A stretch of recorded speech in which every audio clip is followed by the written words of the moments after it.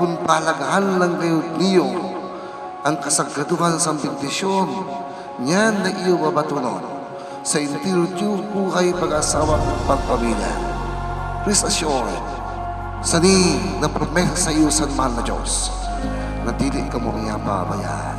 God has remained ever faithful sa kasaysayan sa iya katawan.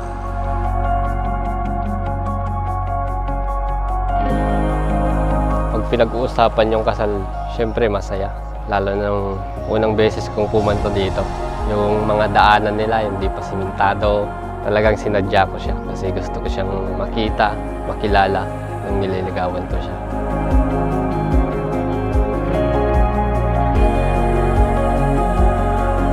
I've been waiting for this po talaga kasi last year dapat yung original plan na magpakasal but because of COVID-19, na-delay siya for 1 year.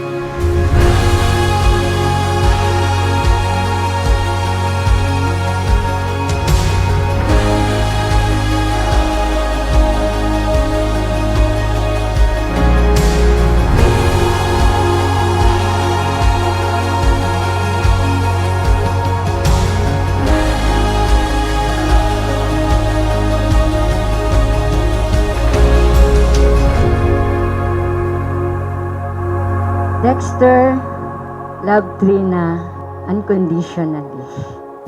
Pag minamahal natin ang isang tao, ano man ang kapintasan niya, tanggap natin yan. Kasama yon na mamahalin natin. Trina, you have to respect and submit to Dexter. Never decide na hindi mo kinukonsult ito sa husband mo. Si Trina kasi, nakita ko yung kagandahan nung loob niya, yung puso niya, kalinisan ng puso niya, yung pagmamahal sa mga kabataan doon sa barangay nila.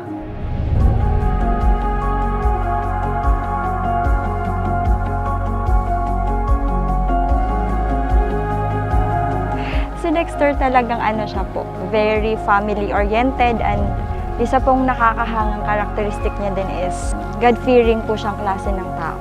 And that's one thing that I admire sa kanya. And hindi kanya pababayaan. Hi Ma'am Trin, thank you for everything and don't forget us. Makato ka na sa Ifugao. I love you and congrats.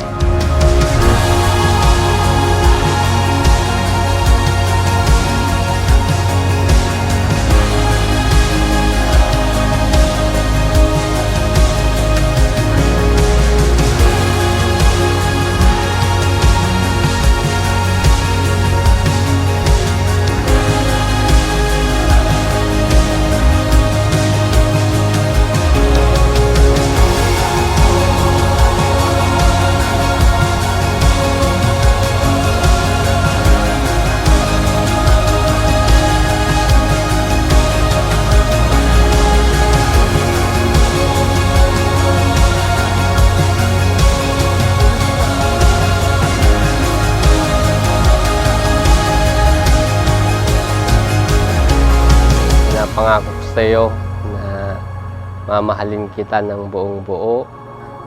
Iaalay ko lahat ng magagawa ka sa buhay. Susuportahan kita kung anong gusto mo. Magkahawak ang ating kamay sa pagpunta sa simbahan. Kahit hindi tayo magka-religion, sasamahan kita.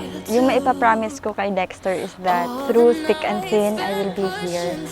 And whatever happens, may mga challenges man, palagi mang malayo. In distance, palaging mas magkalayo kaysa sa magkasama. But kakayanin ko because that's my love for him, willing to wait, lagi. We're on the edge of a moment, but not a viaduct. Now we're diving in, the light up ahead. We're running to it. We're on the edge, now we're diving in. Dexter, did you come here of your free will to bind yourself forever in the love and service of your wife? Yes, Father. Trina, did you come here of your free will to bind yourself forever in the love and service of your husband? Yes, Father. So, nung dumating po siya, parang nagkaroon lang ng extra saya and inspiration. na pwede pa palang mas maging masaya. Kasi nung dati masaya naman because we have a wonderful family. Pero nung dumating siya, mas naging masaya pa at mas naging inspiring pa mabuhay because of him. We're on the edge of a moment, been out of our depth, now we're diving in.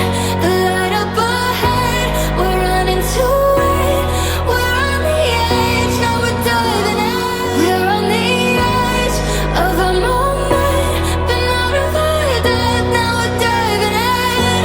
The light up ahead, we're running to it. We're on the edge, now we're diving in. Letting go of the moment. Base sa buhay na nakita ko at na-experience ko sa kanya, talagang mapapahiya ka sa kabaitan niya. Hindi ko yun ipagpapalit kahit kanino.